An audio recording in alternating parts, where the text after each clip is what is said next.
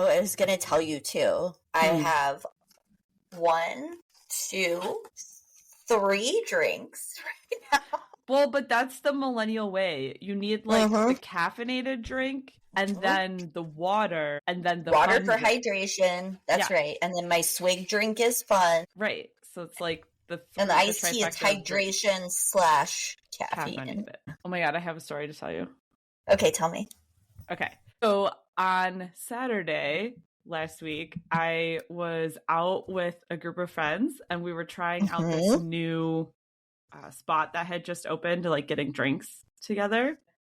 I don't know, it's just kind of like a funky place. It's a rum bar, but they have lots of different other drink options besides that. So, we were all in a group and we were getting different drinks and like letting each other try the drinks because it's like kind of an eclectic menu, blah, blah, blah, blah.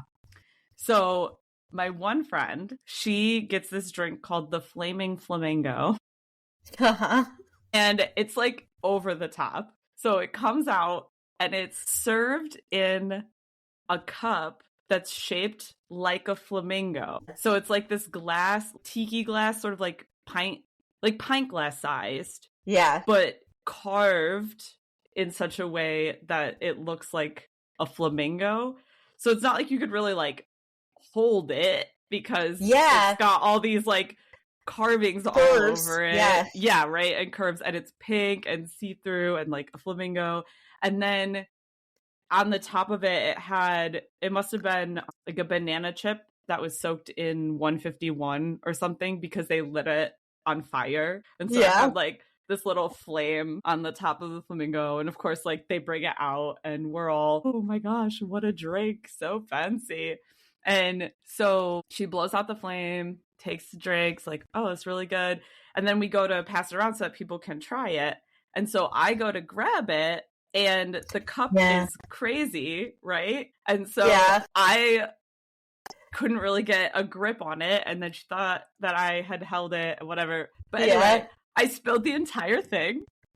Oh my God. The entire thing. She had taken like 2 sips. And I spilled the whole drink all over the table. Like the whole thing just comes crashing down all over the table. And so obviously I bought her a new one. But in that moment, I was like, oh my God, I can't wait to tell Katie that I was the one that spilled the drink. I was going to say, when you started to describe that glass, I was like, oh my God, I would totally spill that. I was like, I'd be afraid to like set it down because I know I would knock it over.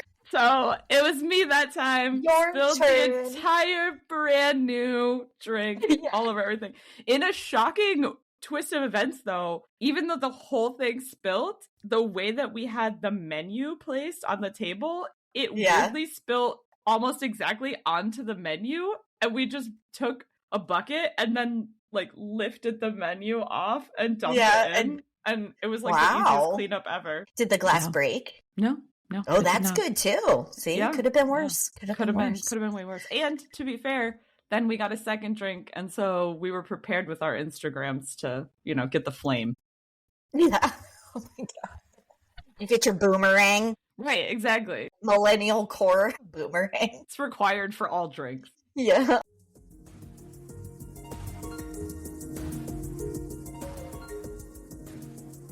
I'm Katie. And I'm Emily. We're 2 long-distance best friends with a passion for learning about all the things that make everyday life interesting. With my PhD in geography and my master's in library science, doing deep dives on topics is our idea of a fun time together. We'll share our findings with you on Researching the Obvious. So today we're going to dive back into the world of language and literature. My favorite. Speaking of literature, yes, update, because you came to do a little visit to Indianapolis and hang out with me for a weekend, which was lovely. Yes, it was a good time. In searching out the one vegan diner in the whole city, perhaps the whole state of Indiana, to be honest. I don't know. We ventured into a random antique store with lots of interesting things. It was one of the more random antique stores I think I've been in, to be fair. It was a combo of like a thrift store and an antique store. Yeah. Because they had like a whole room of DVDs and like yeah, at the front. I forgot about yeah, that room. and records and stuff and furniture that was not Yes. that old, but Yes. I think was thrifted. But anyway, one of my new missions when I am in an antique store or have the opportunity is to start looking for old versions of the Nancy Drew books. Yes. Because if you know that you listen to our you know. podcast, that the original Nancy Drew books written in the 90s are definitely different than the rewrites in the 50s and 60s. They changed your character, they tweaked things around to kind of stay with the times. So anyway, I check in antique stores or old bookstores or places like that, and they are not easy to find. Almost every place that I look for them, it's all the versions from the 50s and the 60s. Yeah. So I've now really tried to make it my mission to find some of these books. And while we were in this random antique store, guess what we found? 1930s Nancy Drew. It was literally so exciting. If you followed us on Instagram, you probably saw our giddy excitement on our Instagram stories when we found this book. I was stoked. Yes, it was quite the experience. I agree. I was very excited. And I got a deal on it. The guy knocked off $2, so it only cost me $17 instead of $19. And the one we found was number 4, The Mystery at the Lilac Inn, I believe. So I have not done a full read through, but I will say, just from you and I browsing through the pages, they are way more different than I anticipated. There are different titles to the chapters. There appear to be large plot points that have been taken out or occurrences that are maybe not part of the new story. So I'm very anxious to do a side-by-side read at some point. I can't wait for you to do that because honestly, even just looking at the table of contents, I was shocked at the differences because I knew that they reduced the number of chapters overall, but I just sort of assumed that, maybe they just cut out some stuff or whatever. Right. But the chapter titles are even completely different named. Right. Yeah, it looked to me like there was definite changes to the story. Not just, we'll just take out this part because that's not really, we don't find that relevant, and add in some different, Nancy's wearing a 50s poodle skirt or something instead of 1930s get up. But yeah, they look significantly different. So stay tuned because I will have more on that in sometime in the future. If you haven't listened to the Nancy Drew episode, and this was hopefully not too many spoilers for you, go back and listen to the Nancy Drew episode. Yeah. It was one of our fan favorites, I would say, from last season. Yes. And one of my personal favorites, because I feel like I learned so much I just took for granted about the whole Nancy Drew universe. I feel like, so today though, we're going to talk about idioms, and I feel like a lot of these come from literature on some level, or at least some of the ones I looked up. Yes, that's definitely one of the more common ways I saw that these phrases and things work their way into the collective consciousness. I feel like before we get started though, we probably should do a little English lesson, English major. Yes, I would love to do that. Library scientist. Yes. Yeah, that might be a little bit of a stretch. But yes, library science aficionado.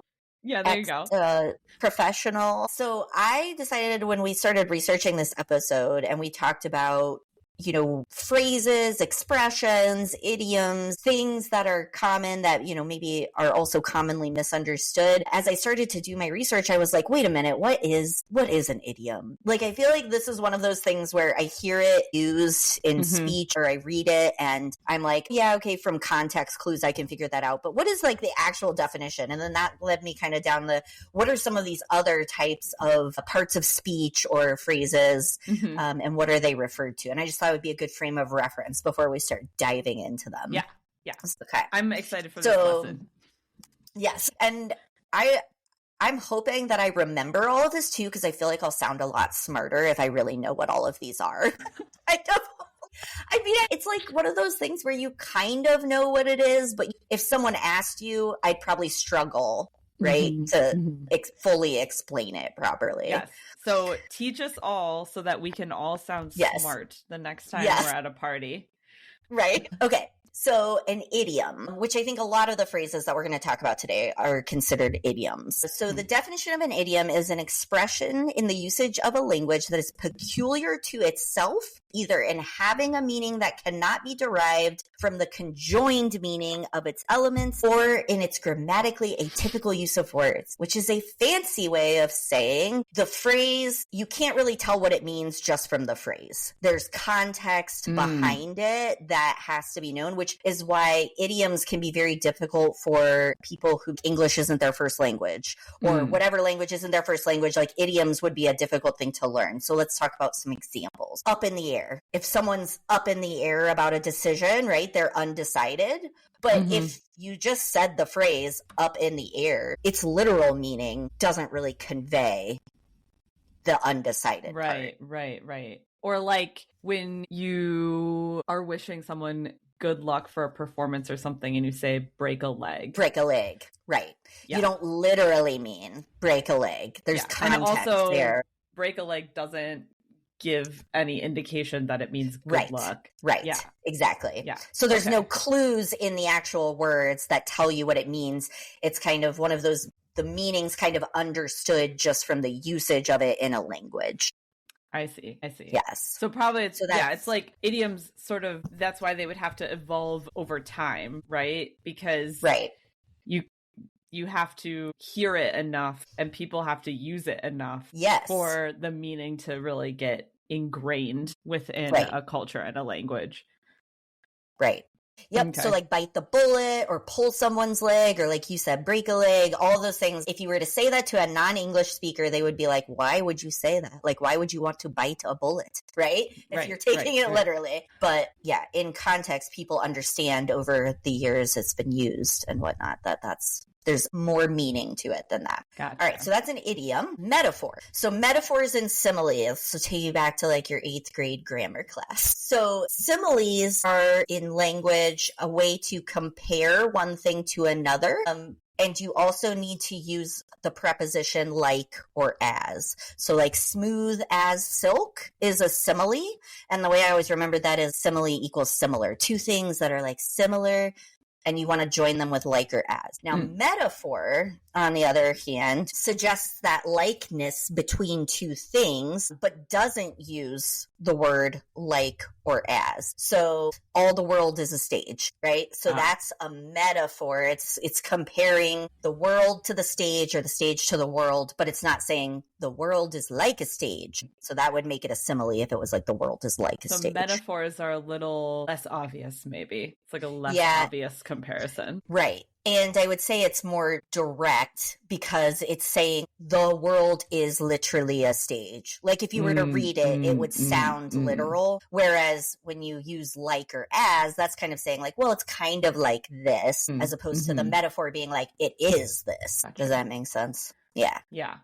So that's metaphors and similes, which I think there are probably some metaphors kind of mixed into some of our phrases, but I would say they're more idiomatic. From what I saw.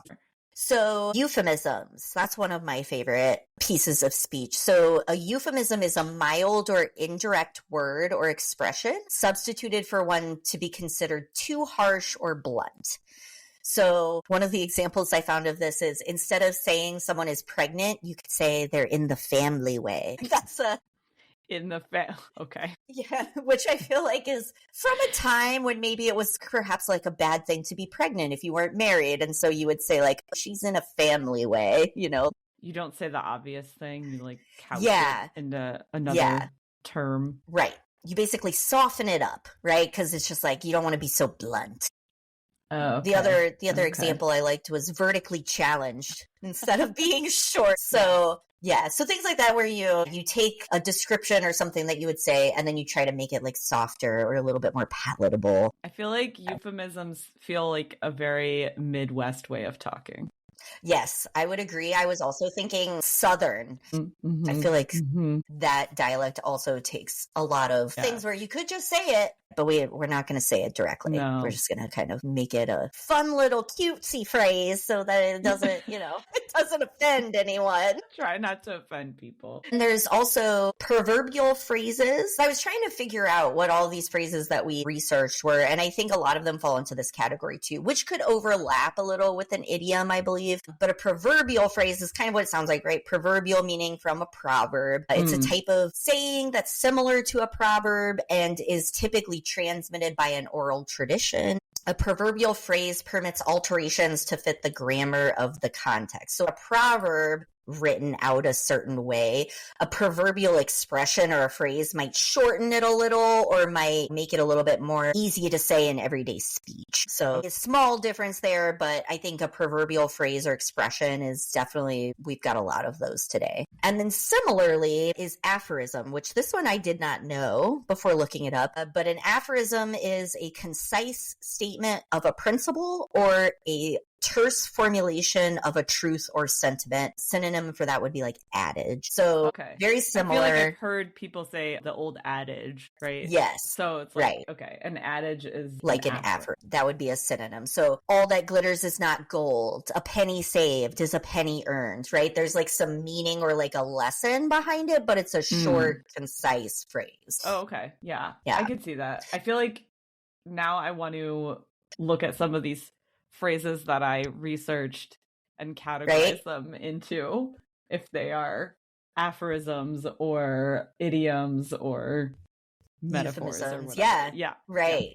Yep. And I think there's overlap too. There can definitely be turns of phrase that encompass more than one of these. But there you go. Now you can talk about aphorisms, euphemisms, proverbial phrases, metaphors, similes, and idioms and know exactly what you're talking about. Did I get all of those? I feel like this is why I think language is so fascinating, because if we think back to the dialect episode, we talk about how even within one language system like English, you still would have different words or phrases used depending on your culture and where you're from. Yeah. And then I feel like this is also an example of that. These phrases that are part of language, but really show less about the language itself and more about the culture and the broader human experience within that culture, if that makes sense, right? Because it's like the way that you understand these phrases as part of your whole cultural worldview, right? It goes beyond just using English or Spanish or Chinese. It's really more about your connectedness to the people around you and the society around you that you grew up being a part of, which I think is really interesting. And how that infuses meaning into those words that can be different from their literal definitions too. Yes.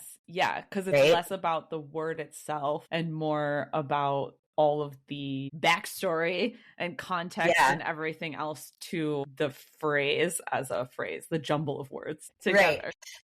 And I think it would be interesting to compare between many different cultures as to what kinds of phrases and sayings are most prevalent and that like stand the test of time in that culture and what their general like tone is or like the general message is, because I feel like that would probably vary too. Yes. And it's interesting you say that because when I was looking this stuff up, I found this article from a place called the Good Work Institute. And one of the things that they note is just in general about how language has power, right? We've talked about this before, where it's like the language that you speak carries a lot of weight and meaning, but it can also affect how a culture evolves and how people will think and act. And specifically what the article that I was reading from the Good Work Institute said is that a lot of idioms and other phrases that we use, these metaphors that we use in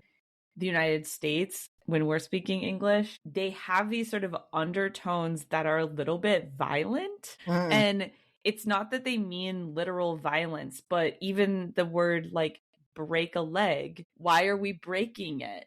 Why are we destroying it, right? Or other phrases like beat you to the punch, break your back, twist my arm, old habits die hard. Like a lot of these just have words that when we look at the individual words, they're not the most positive of words that are being used to create these phrases. And so even though we don't intend for these phrases to be acts of violence, the choice of these words in those phrases is an interesting choice that can have an effect on the overall culture versus, you know, if we were choosing growth mindset words or something like that instead, you know. And I think if you're right, if we looked at different cultures, it would be interesting to know whether or not the cultures in their expressions and idioms and other phrases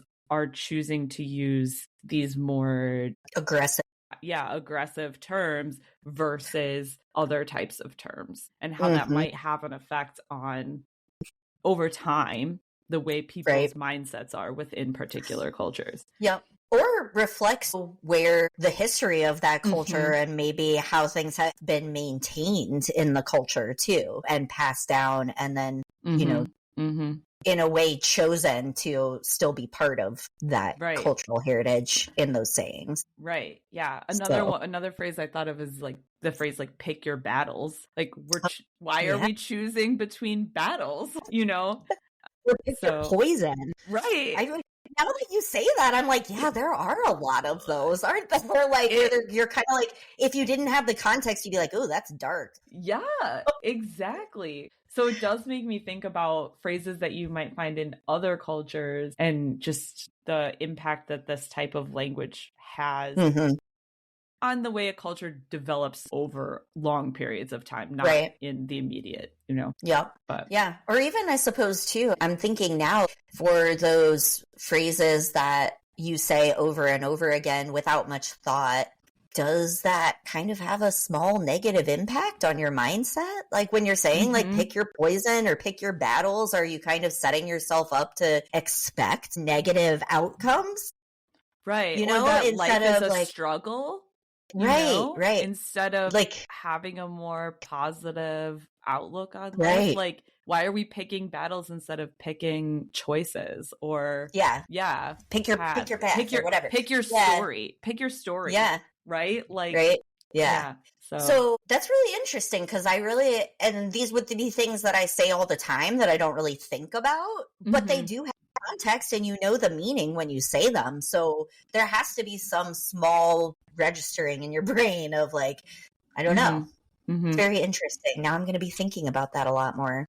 So I looked up a ton of random phrases. I definitely went down a crazy rabbit hole, because once I started thinking of these phrases, then I just kept thinking of more of them and wondering where they came from. Yes, I know. I'm the same. I was the same way. It was and hard then the to list stop. Yeah, the list was getting really long.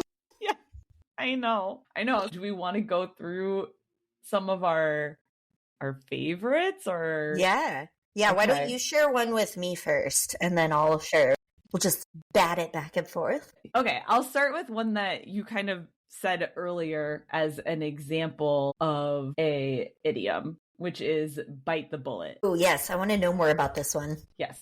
So the phrase bite the bullet obviously means to accept a less desirable option and just do it anyway. So basically, you know, disregard your discomfort and buck up and do it with fortitude, right? So this phrase, they think, dates back to battlefields. So again, with that, of course, sort of violence thing, but it's bullets, right? And essentially, prior to when ether was invented, people were having to do amputations and I know where this is going. On the battlefield, because it was like, well, we have to do this right away situation, but you're doing it without any kind of pain medication or anything like that. And ether, anything like that. And ether was invented in 1846. So prior to 1846, all of these battles that were happening around the world had situations where there were these very torturous and painful amputations and surgeries and things happening right on the battlefield. And so soldiers would be told to bite down on something to distract them from the pain. And you could use a lot of things to bite down on. You might see in old movies people biting on a piece of leather, Yes, or yeah. biting on a stick or something like that. But bullets on battlefields were fairly common. And because they were made with lead, they were a little bit soft, not totally soft, but soft enough that if you bit down on it, it would have some give to it. So soldiers would be given bullets to bite down on to sort of distract them from the pain. The first time that we see this phrase used in written language is actually in Rudyard Kipling's 1891 novel called The Light That Fails. And the passage says, "Steady, Dickie, steady," said the deep voice in his ear, and the grip tightened. "Bite on the bullet, old man, and don't let them think you're afraid." So that's the first time we see that phrase written down. But we do know that soldiers were given bullets to bite down on. Earlier than this, Harriet Tubman actually recounted a story of being on a Civil War battlefield and giving soldiers bullets to bite on. So bite the bullet literally just means sort of grin and bear it, bite down on that bullet while we do this torturous thing to you that is unavoidable. Yeah. Also, I mean, I wonder how many teeth got cracked that way. Because it seems like wood or leather would be a lot more forgiving to bite down on than a bullet. But I don't know. Yeah. Yeah. I guess it was really distracting if you had to concentrate on biting a bullet. Yeah, that's true. That's true. Ooh. Yeah. Yuck. Okay. Well, makes sense. All right. Well, I've got a good one. That I also tried to look up several phrases that are commonly misunderstood or have changed meanings over time, because I know you and I have had this conversation before. So I kind of went down a rabbit hole looking for ones that maybe I didn't even know what that phrase actually originally meant, you know, how it's been misinterpreted. So the first one that I picked is blood is thicker than water, which people often say to mean that the blood of your family is more strong than water, I guess, like other relationships, friendships, things like that. But what's funny is that the actual original phrase was the exact opposite of that. So the actual phrase, or the full phrase that's been shortened over time, is the blood of the covenant is thicker than the water of the womb. And over time, the word covenant and womb got lost in the phrase and kind of switched meanings. But that original phrase, the blood of the covenant, a covenant being some kind of agreement, which might have been sealed with blood, is thicker than the water of the womb, literally the fluid in the amniotic sac that is part of bearing a child. So they're saying that the blood of the covenant, the relationships that you form and you choose to be a part of, are actually thicker than the water that you might have shared in the womb of your mother. Oh, wow. So the original phrase is like the opposite of how we use it today. Because it's like, yeah, like a blood pact is more meaningful than you coming out of your mother's womb is the original phrase. Yes. Yeah. Wow. Right? I know. I was like, well, that makes me feel better about that phrase, because I always kind of hated that phrase because I feel like it puts a little bit of undue pressure on your familial relationships. So let's be honest, everybody has someone in their family that they're kind of like, no, you are not my friend. Interesting. Yeah. So it's actually the exact opposite. That's crazy. But because the phrase has kind of been shortened over time, and so the original meaning of it lost, and then people started picking it up as meaning, your family's blood is thicker than interesting. Water. Right. I know. I liked that one. Okay, so I found one that is similar, where it now means something different than the original, like almost opposite. The phrase, kill two birds with one stone. Yes. Okay. Which I've never cared for either, because like, why are we killing birds again? I just exactly don't, you know. Yeah, killing things. So today we use this phrase to mean like get 2 tasks done at one time and be more efficient, right? It's an efficiency sort of phrase to do 2 things at once. But that is not what the phrase originally meant. And so the origin of this phrase is really old. A lot of people say that this phrase actually dates back to Greek mythology and the story of Icarus. Okay. So it's the story of Icarus and his father Daedalus. And Daedalus was a great inventor. So they were trying to escape the island of Crete. And so what Daedalus does is he takes a stone in a slingshot or whatever, and he kills 2 birds with it, and then takes the wings from the birds, waxes the wings together, and then gives a set of wings to Icarus and a set of wings to himself. And then they use that to fly off the island. So hence killing the 2 birds with the same stone. But the first time we see the written version of this phrase isn't until 1656 in a book called The Questions Concerning Liberty, Necessity, and Chance, written by the philosopher Thomas Hobbes, English philosopher Hobbes. Yeah. And the phrase in that book, the way that he uses it, I mean, we know that the Enlightenment used a lot of Greek mythology and stuff. So I'm not surprised that it is taken from the Icarus story. But the phrase says, Thomas Hobbes thinks to kill 2 birds with 1 stone and satisfy 2 arguments with 1 answer, whereas in truth, he satisfieth neither. And so what the phrase originally was it was sort of like a joke, because it's like, well, look at you trying to do 2 things with one. And ultimately you will fail as a result, because you can't.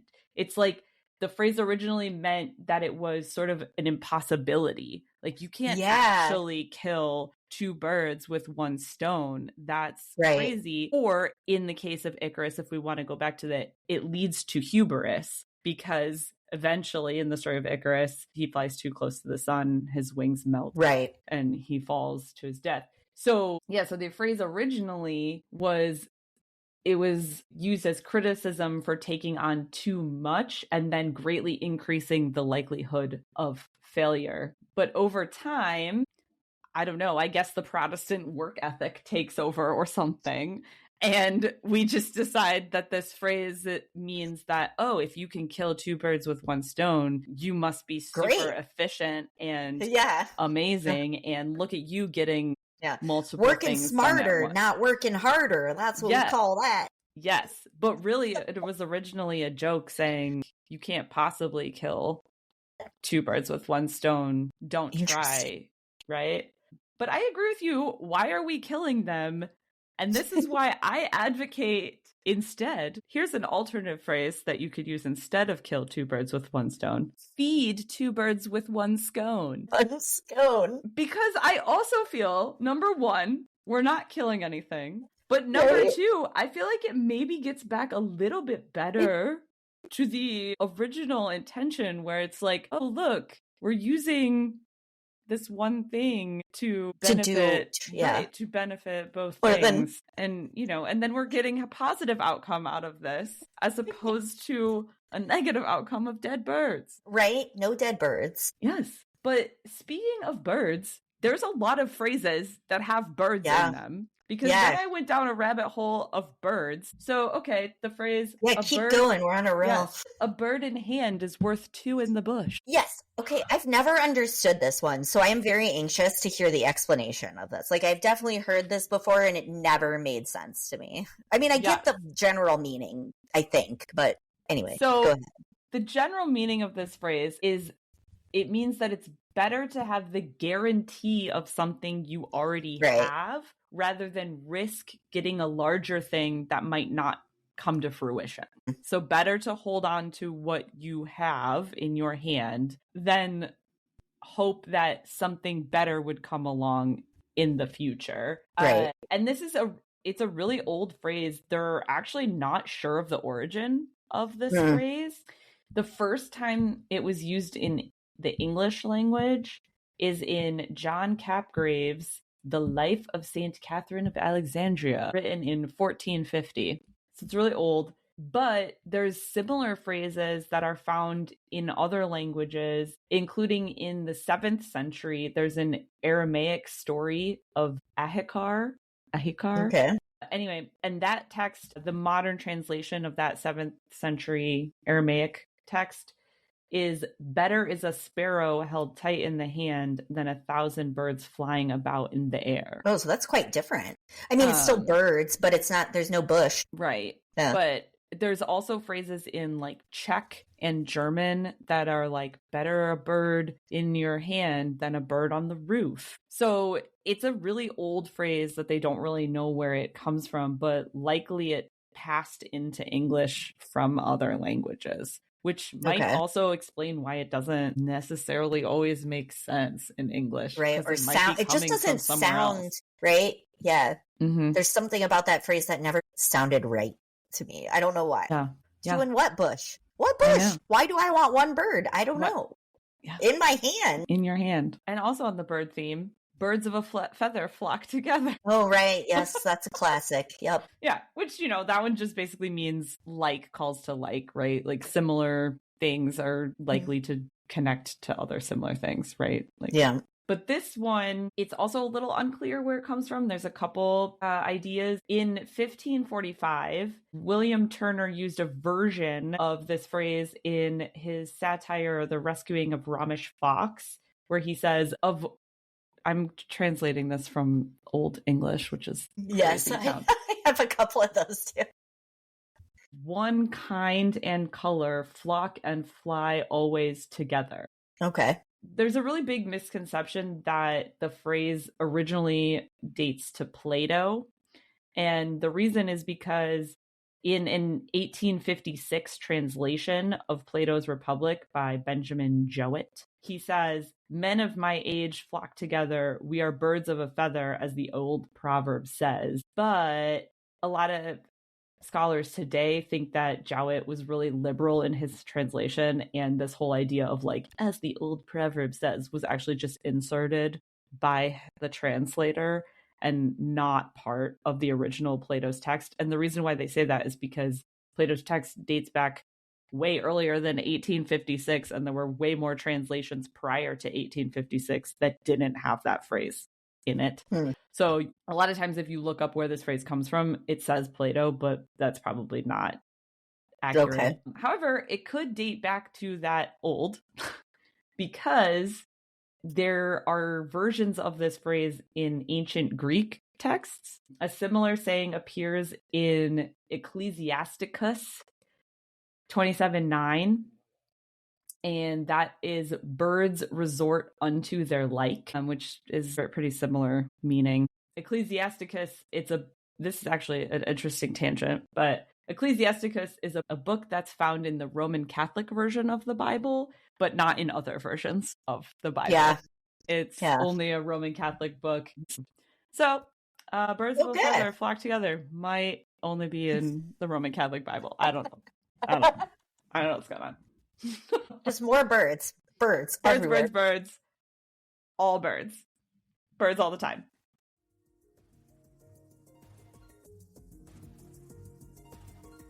Hey, Katie. Remember that time that we wanted to start a podcast based on all of our random research conversations? Yeah, and we had no idea what we were doing or how we would even make a podcast. Yeah, that's the time.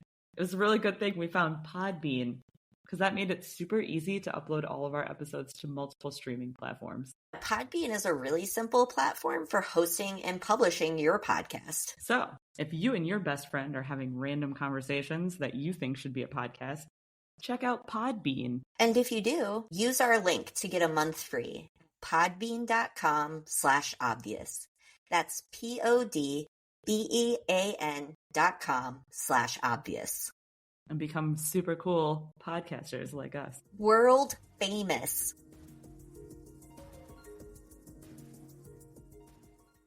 Okay, well, I've got some more for you too. So I'll do this one first, and let me ask you, because I thought this one was interesting and also because I think it's one of those phrases that might be misinterpreted or misunderstood, but I knew the full phrase. So I'm curious if you do too. So when you hear someone say like, ooh, one bad apple, what would you think that they're saying? One bad apple ruins the bunch? Yes. Okay. Me too.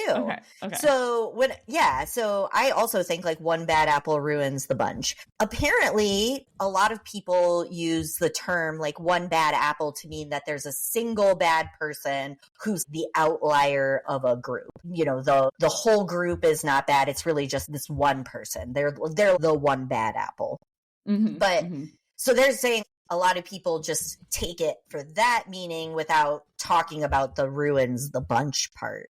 But I've always heard one bad apple ruins the bunch. Mm-hmm. And actually, the original full saying is one bad apple spoils the barrel. So the bad apple having the negative influence on the larger group.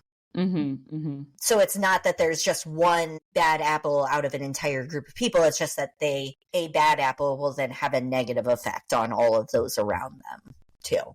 Mm-hmm. And I liked this one though too because of the origin story, because a lot of these that I looked up they didn't know where it came from, right? It's just kind of worked its way into the lexicon over the years, and so there's a lot of speculation. But this one comes from the 1300s and is found in a version of Geoffrey Chaucer's The Canterbury Tales, specifically the Cook's Tale. And in the story, Perkin, an apprentice chef, is fired because his bad behavior would infect his colleagues. And then here's your Middle English lesson, or your Middle English lesson of the day in the phrase. So the way it was originally written, well, bet is rotten apple out of word, then that it rot all the remaint. Read Chaucer sometimes. It's a gas. It's a gas. Yeah, when I said that, I was like, what does that even mean? I don't know. Yeah. So yeah, anyway, so that's the origin of that one. I thought that was just fun that it came from the Canterbury Tales. As you mentioned before, I think a lot of these have found their way in through literature and different writings. I have another one that came from the Canterbury Tales. Ooh, tell me, which one? Yes, since we're on that. The phrase piping hot. Oh, really? Okay. Yeah.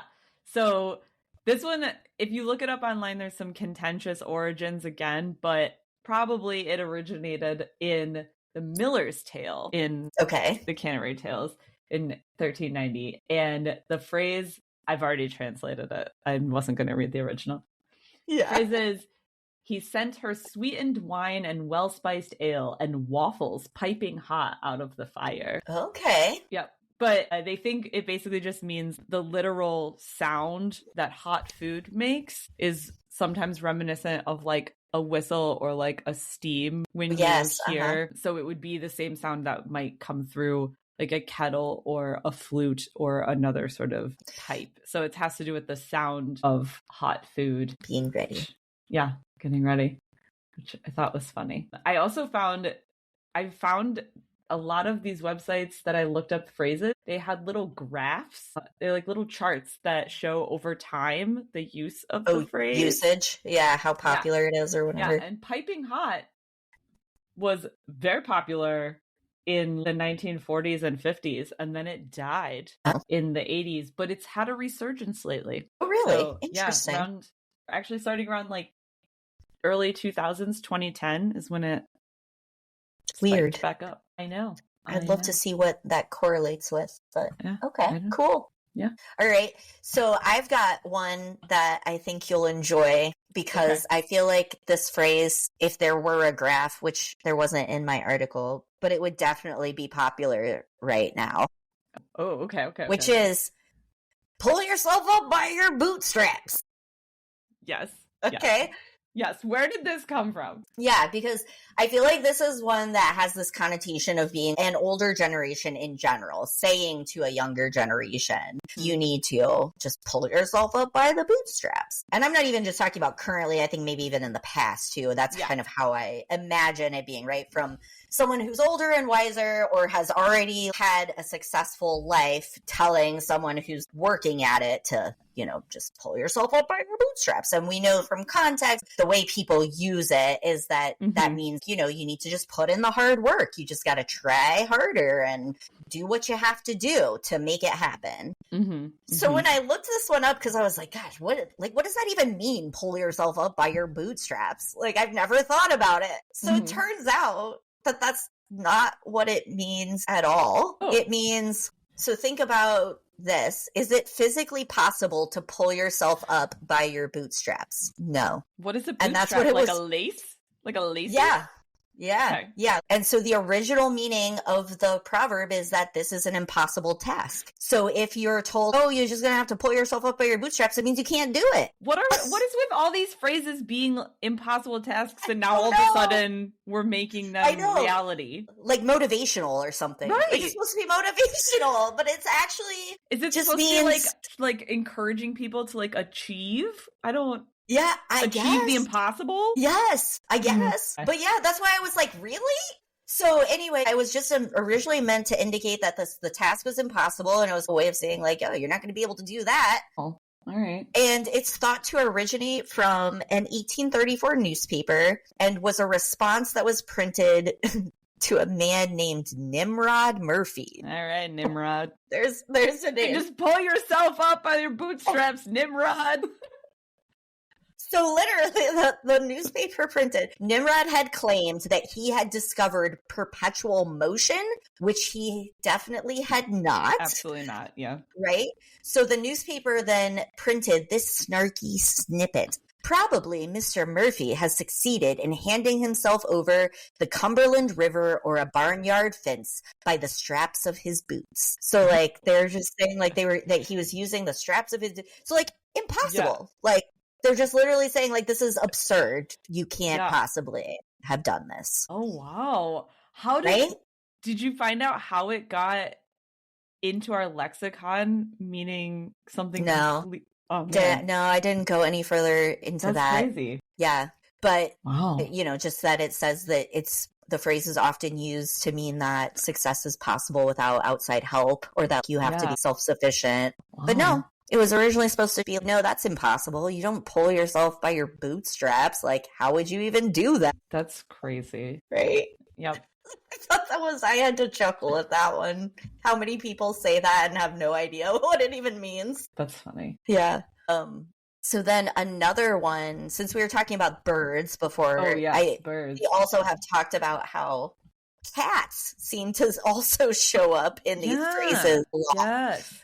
So this was another one that I found really interesting. The phrase "curiosity killed the cat," right? We all know that one, and it makes me sad too. Like, why are we killing cats? So I think you'll like the real meaning better. Ooh, okay. So yeah, which is why I wanted to talk about it. So most people say curiosity killed the cat to kind of indicate as a warning, right? A precaution. Don't be too curious because that'll end up in a bad way. Well, you'll end up killing yourself. Yeah. Just like, I mean, once again with the violent overtones, I guess. Yeah. So the original quote does start out, curiosity killed the cat. But the full quote is, while curiosity may have killed the cat, satisfaction brought it back. Satisfaction being the resolution to the problem or the answer. Yeah, the answer to your curiosity. So it actually was more of a way to say, hey, curiosity might lead you to some precarious places, but when you find out the answer and you get, your curiosity satisfied, right, you'll come back and it'll be all worth it. So I feel like, is this the new motto for our podcast? Curiosity killed the cat, but satisfaction brought it back. I like it. It's our new podcast it could be. Motto, guys. I would like to get the full phrase back into circulation because I think curiosity killed the cat just sounds like, well, it discourages inquisitiveness. That's what I was going to say. It makes the way people use not want to be curious. And I get that maybe it's a cautionary tale that maybe some things you shouldn't be curious about, perhaps. Right. It is a little discouraging. Right? So yeah, curiosity killed the cat, but satisfaction brought him back. Nice. All right. And then the cat's not dead too. That helps. Yeah, exactly. We didn't actually kill it. I mean, cats have 9 lives, right? So yeah, and so they don't know exactly where that one came from. But they do know that it was printed in an Irish newspaper around 1868 and in a compendium of a handbook of proverbs. It was listed as an Irish proverb. Okay. So bring back the cat. Bring back the cat. I'll do one that I don't think is violent at all. Okay. Ooh, I like that. Have you heard someone say close but no cigar? Yes, and that has never made sense to me either. Like, why a cigar? Why? Yeah. So this was actually really fun, I think. It dates back to the 1920s. And during the 1920s, there were a lot of traveling carnivals with like carnival games. And these originally were marketed towards adults. And so you could go play a carnival game and, they're similar, like the ring toss and all that stuff, and they're rigged and everything else. But the prizes would be sometimes more adult prizes, like a bottle of alcohol or a cigar. And so the carnies would, try to get you to come win the cigar. And so if you made it close, you were close, but no cigar for you. Yeah, so no prize. Yeah. So it's like, oh, you were close, but you don't get the cigar. And the phrase diffused pretty rapidly because it was traveling with these traveling carnivals around the US. And fascinating. So, it started in the 20s. The first time it came into print was in 1929 in a Long Island newspaper. And then by the 1930s, it was being used in movies. A really famous one is in Annie Oakley in 1935. She says, close, Colonel, but no cigar. So that was fun. I love it. I can just imagine the carnies smoking a cigar themselves as they run the air. Close, but no cigar. No cigar. Yeah. No cigar for you, Sonny. I like that. Yep. That's I thought that one was fun. And then another fun one, which is also more modern. It's the phrase, balls to the wall. Yes, yeah, tell me. Tell me why. Why do we need our balls to the wall?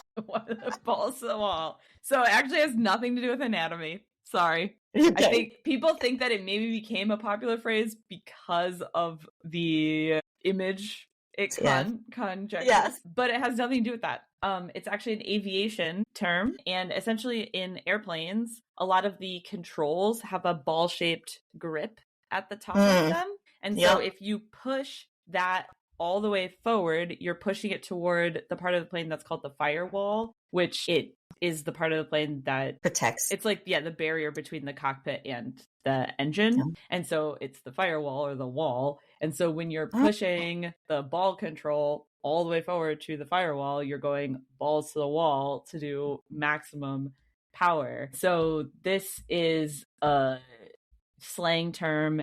The first recorded use of the term is from Vietnam era vets in 1969. But Korean War vets also said that they have used this term. So it's basically just like the airplane equivalent of pedals to the metal, going balls to the wall, full throttle. Hey, interesting. Also, did not know that a firewall existed in a plane. I thought that was like a technology thing mostly, but that's how I use it. The literal wall to protect the pilots from the engine.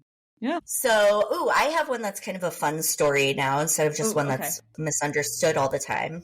That we're using incorrectly. I like the fun story ones.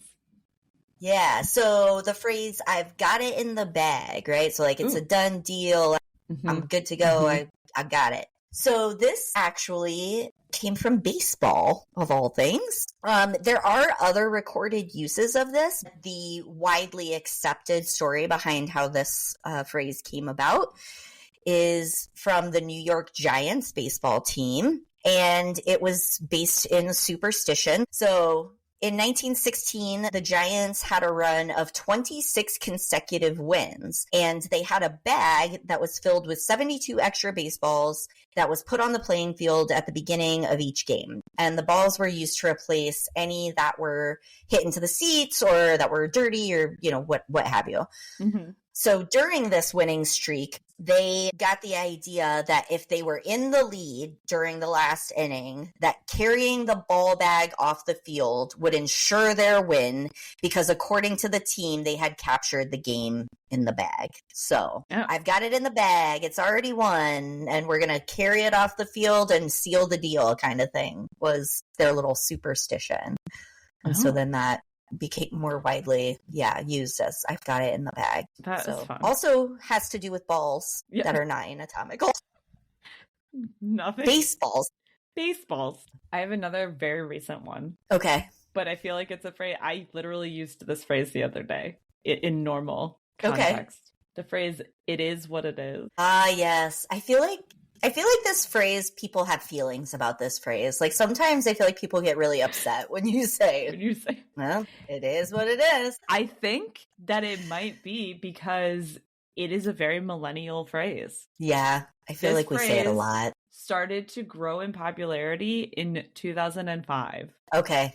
About the time we graduated high school. Yeah. So the first use of the phrase is much older. Well, I guess not much older, but it dates back to 1949. Okay.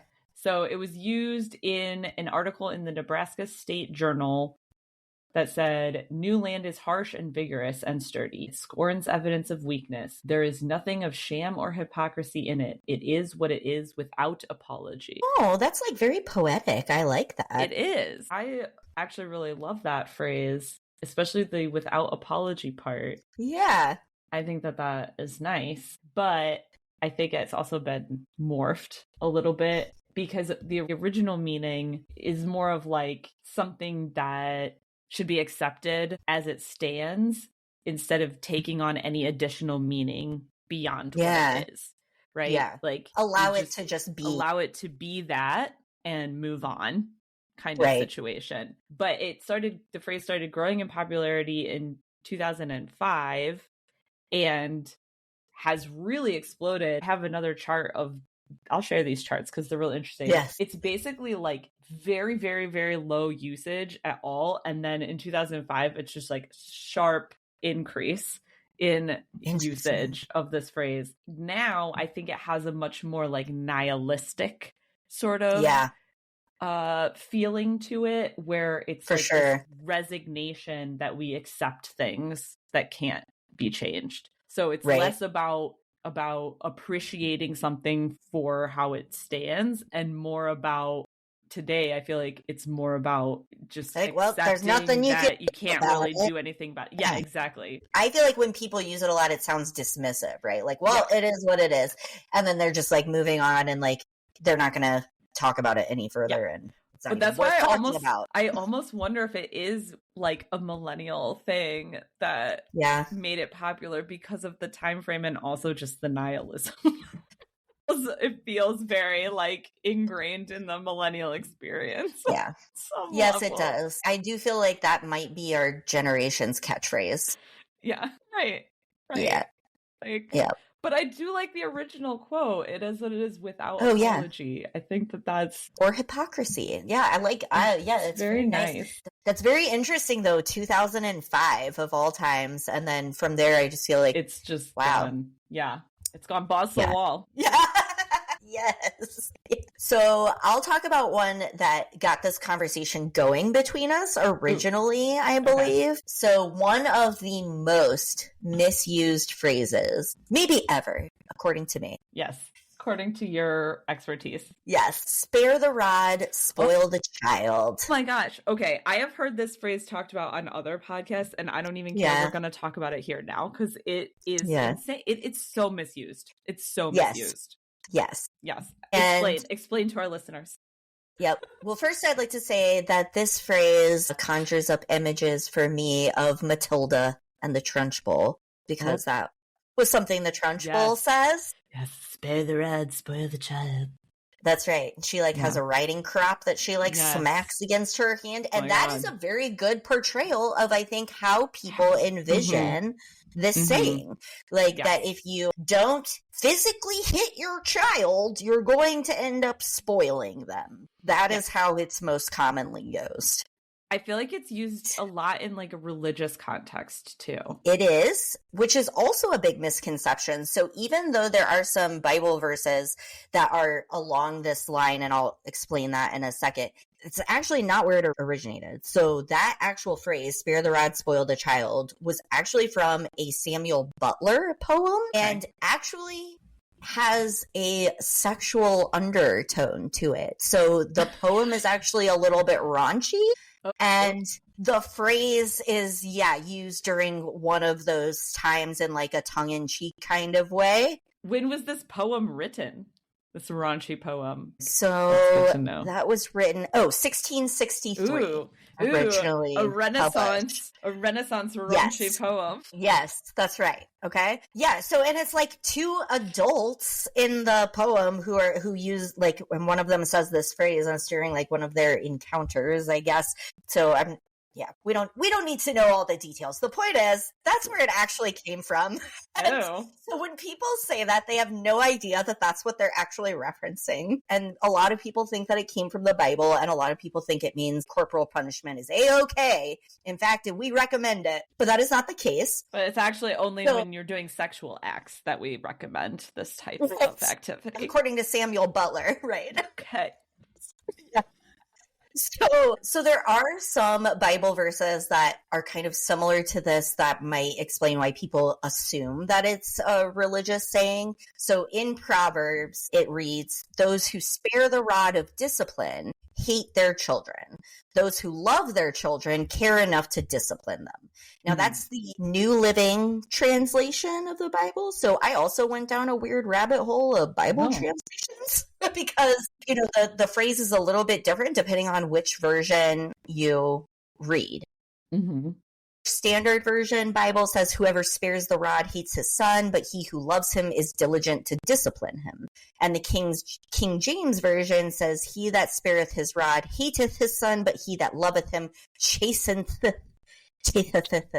him times." Yes. So this is, again, similar phrasing, right? But definitely not spare the rod, spoil the child. There's the actual context is if you don't use the rod, which, by the way, the rod is in reference to a shepherd's hook. Shepherds don't hit their sheep. They use the hook to gently guide the sheep back to safety when they're leaving the flock or when they're straying from safety, right? Yeah. So this rod is actually a shepherd's rod that is meant to be a guidance tool, not to hit them. The actual proverb, "He whoever spares the rod hates his son," is actually saying if you don't even bother to like keep your children safe and guide them, then you must not care about them at all. But he who loves them is diligent to discipline them. That's, again, more of a guidance thing than it is about physically hitting them in order to keep them in line. It's more just like, hey, watch over your family as you would your flock situation. Yes. Yep. Yeah. And don't spare the rod in terms of like, don't hesitate to lead them back or guide them back to safety to, keep them on track. And part of that is like discipline too in this Bible verse. But again, not corporal punishment. So this makes me think that the medieval poem joke is actually funnier because it's like, it's probably is referencing this Bible verse, but making a play on the word of rod. Yes. Yeah. Got it. Yeah. All right. Well, yeah, and I think I read too that there's like it was a spanking situation. Yeah. So but that to me makes it even funnier when people are referencing this as a biblical thing, and they literally say, "Spare the rod, spoil the child," which is from the poem, which you're right, is then a play on this larger proverb from the Bible. It's actually not about hitting your children at all. It's about guiding them to, safety and watching over them. Yikes. So yeah, that one, I've heard people talk about that one before, and it like blows my mind every time, because talk about a phrase that is commonly used but not at all in the original context at all. Yeah. Yep. Yeah. So far. Wow. So far. So yeah, so that was a fun one. Yeah, it's like definitely a lost in translation phrase, I feel. Yeah. In some level. We co-opted, really, I think, by for what some people wanted it to mean, and then it gained traction in that meaning. So I just have one more that I looked up, which is the phrase "under the weather." Okay, to be sick, I assume. Yes. Today we use it to sort of like when you're feeling ill or something like that. But where does it come from? Yes, it where? is a nautical term, and it's not actually referring to weather from the sky. It is referring to weather as in the weather side of the boat. So if you are familiar with ships, not that you would be, but maybe some of our listeners are, there is one side of the ship is referred to as the leeward side of the ship, the lee side. And then the other side of the ship is referred to as the weather side of the ship. And so the lee side of the ship is the side that is more protected. It's not really in front of the elements, so to speak. Whereas the weather side of the ship is the side that the wind is hitting. So it's like the opposite side, right? So the lee side is more the protected side, and then the weather side is where the wind and other it's taking the elements, brunt of the exactly. Yes, taking the brunt. And so the word lee is actually a term that's older than ships. Ships adopted this term because it meant shelter for a long time. The lee of the stone for the Secret of Nim fans. Yes. Okay, go ahead. Yeah, so it means like to be sheltered or protected or safe, right? And so ships adopted that term, and then the weather side was the opposite. So literally, if you were under the weather, it meant that you were opposite of being under the lee. So it meant that you were not being protected, right? You were facing more struggles. You were facing more difficulties, things like that. And so when people started originally using this term under the weather back in the 1700s, there's lots and lots of instances of this term under the weather that is used in print, but it could mean a lot of different things. It could mean that you're facing financial difficulties. It could mean that your city is failing to prosper. It could even mean someone who was drunk or under the weather, right? Like facing some kind of difficulty. So basically, like the original use of it was more like, oh, you're on the struggle bus or something, right? It was like you're getting like knocked around by crazy stuff and having a hard time kind of situation. And so now I feel like, we really only use it to talk about if we're personally feeling a little poorly. But originally anything could be under the weather. Just if they were facing some challenges or some difficulties. Okay. I like that. I like the little broader meaning. That makes more sense now, other than being like, I don't know. I think probably what I imagined is that like when you're sick, you're standing out in the rain or something like that's making you sick.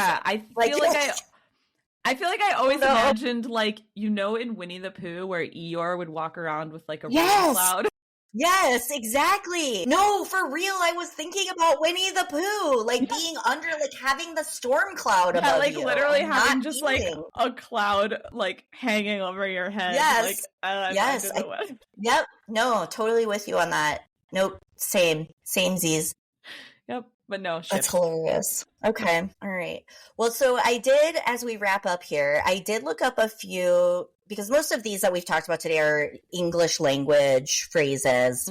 So it did get me curious, and back to our original kind of discussion point at the beginning of the episode, what kinds of phrases do other cultures commonly use? And so I found a short article that had some common phrases from other countries. I didn't do background research or like where they came from or anything. I just thought they were kind of fun and interesting, and ones that stuck out to me that I'm like, oh, I wish we said that more. So I've got a few for those, and maybe we've heard of some of these before, but I had not. So the first one is from Japan, and it is fall down 7 times, stand up 8, which, I kind of like better than pull yourself up by the bootstraps. Kind of like, you know what, you can fall down a lot of times, but you just need to like get back on the horse. Yeah, right? Get back up again. Yeah, I like that. Yeah. I like that. So I thought that was nice. That's nice. But it's like a gentle way to say it. I feel like. Just stand up. But it also fall feels down, like but stand up. I also feel like the use of the word 7 and 8 in particular implies that it's okay to fall down a lot as long as you're continuing to get back up. And I think that that's sort of nice too, where it's not like immediate failure. It's like totally fine to expect that you might fall down multiple times. Yeah. Yes. Yep. This Italian one, if you can't live longer, live deeper. I think there's like a kind of a live in the present moment kind of air to it, but that maybe the length of time is not as important as what you're going to get out of it, right? At the moment. I like the Swedish one too. Shared joy is a double joy. Shared sorrow is half a sorrow. Oh, I think that one's really beautiful. Yeah, isn't it? It's like, let someone else kind of help carry the burden of sorrow too. But also let other people feel your joy too. Yes. Right? Yeah. It's like happy things are exponentially shared, whereas sad things are, it helps to lift some of that. Spread the burden is spread around. Yeah. Yes. Yeah. So I liked that one too. And then also this Chinese one, it's better to light a candle than curse the darkness. Light the candle instead of complaining about the darkness, Yeah. I feel like it reminds me of that phrase from Harry Potter that Dumbledore says, which is, I love that one where it's happiness can be found in the darkest of places if one only remembers to turn on the light. To turn on the light. Yes. Yeah. Very similar. It also reminded me of that. But just also like a nice reminder, like you have the power to like create that light. You don't have to just be focused on the darkness, right? This Russian one I also enjoyed. There is no shame in not knowing. The shame lies in not finding out, which I feel like that is like the curiosity killed the cat, but like the full version. It is. Yes. And satisfaction brought it back, right?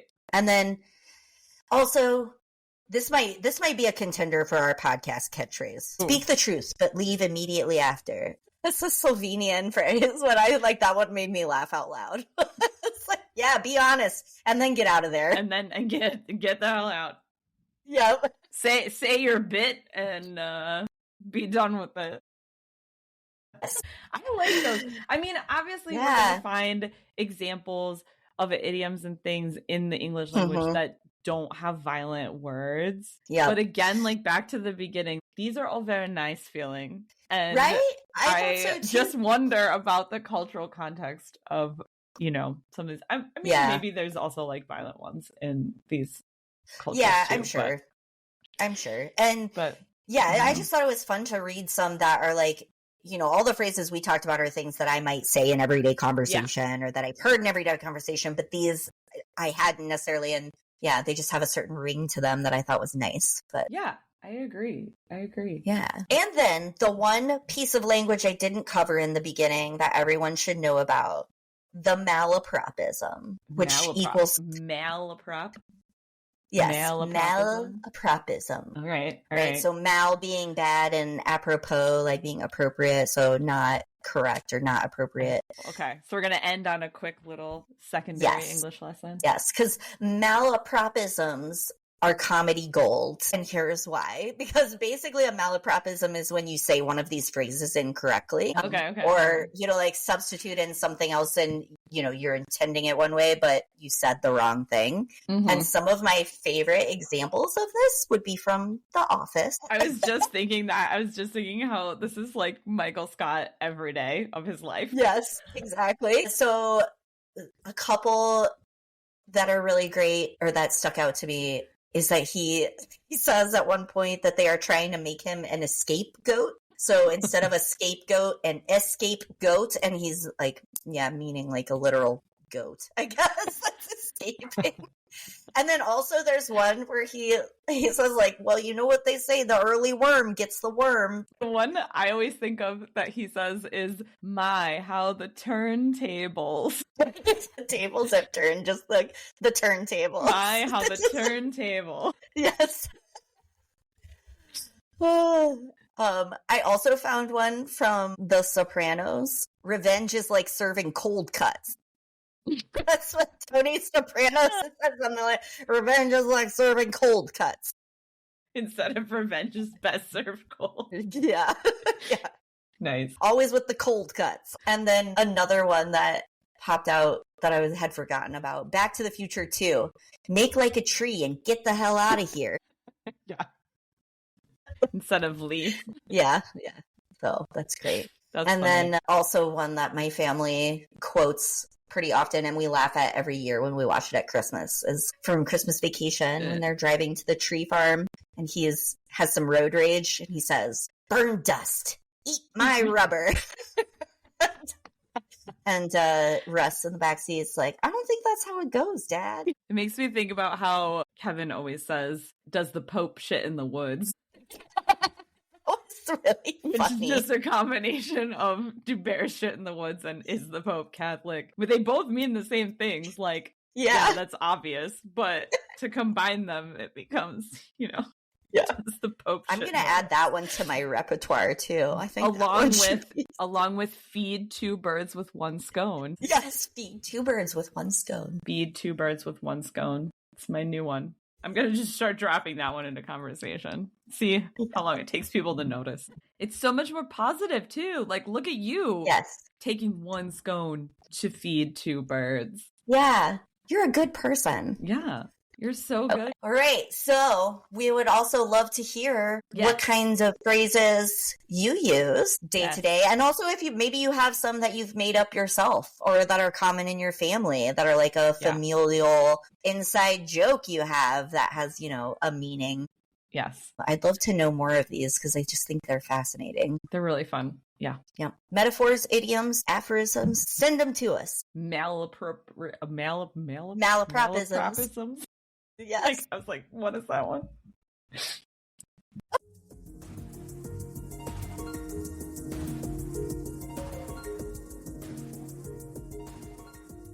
Thank you for listening to Researching the Obvious. To learn more fun facts about everything that we're researching, follow us on Instagram at Researching the Obvious Pod, all one word. You can also follow us on Spotify, Amazon Music, or wherever you get your podcasts. If you know someone that you think would enjoy listening to all of our findings, please feel free to share or give us a review. Researching the Obvious is written, produced, edited, and hosted by Emily Fekete and Katie Nakanishi. Tune in next time to hear more obvious facts.